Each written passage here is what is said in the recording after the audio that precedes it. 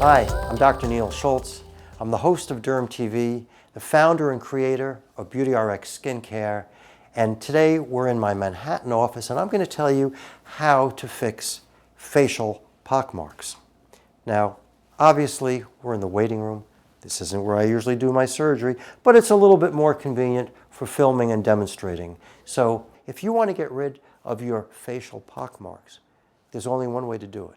You have to have some form of surgical removal. Now, I'm a laser specialist. I love using my lasers, but they don't work well here. This is a situation where you actually have to cut them out.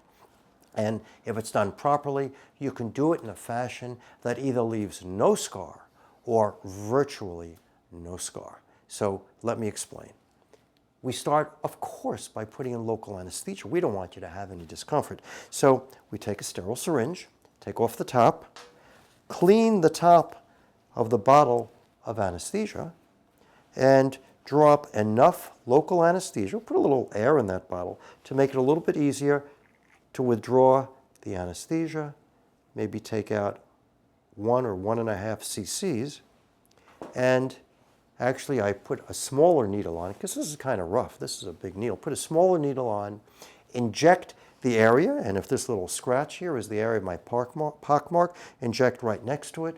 I get a little raise in the skin, like a little bleb, and I know the anesthesia's in there, and this stuff works instantly. Within 2 seconds, the skin is numb. So then I have to cut out what's usually either a round or somewhat oval spot. And in order to do it and get the smallest mark, the smallest procedure so that we have the smallest chance of having any scar, we use something that's almost like an apple corer. It is this round, circular, boring knife. So this knife is circular, and this happens to be 4 millimeters in diameter. We use one that's an appropriate size for the size of your pockmark. And with the anesthesia in and with a twisting motion, I'm able to twisting back and forth and literally cut through the skin and right where the scar is, and then the scar is free floating. I take my forceps, pick up that piece of scar tissue, pull it out.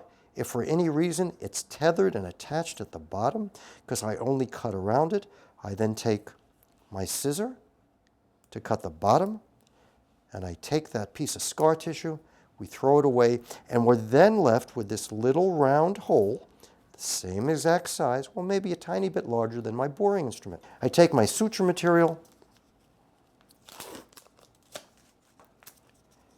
open it up.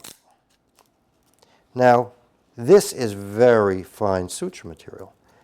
You can't even see that. This is the size of a hair, or smaller than a human hair. But I'm using very small suture material because I don't want to leave any marks.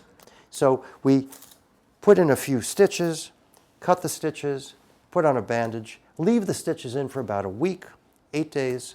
When we take the stitches out, we get a beautiful cosmetic result. And that's how you get rid of facial pockmarks from chickenpox. So if you've had chickenpox and you don't like the scars they've left, be assured that a plastic surgeon or a cosmetic dermatologist or a dermatologic surgeon can easily remove these and give you a real nice cosmetic result. And we did this without any blood. Pretty good, huh? I'm Dr. Neal Schultz, and thanks for watching.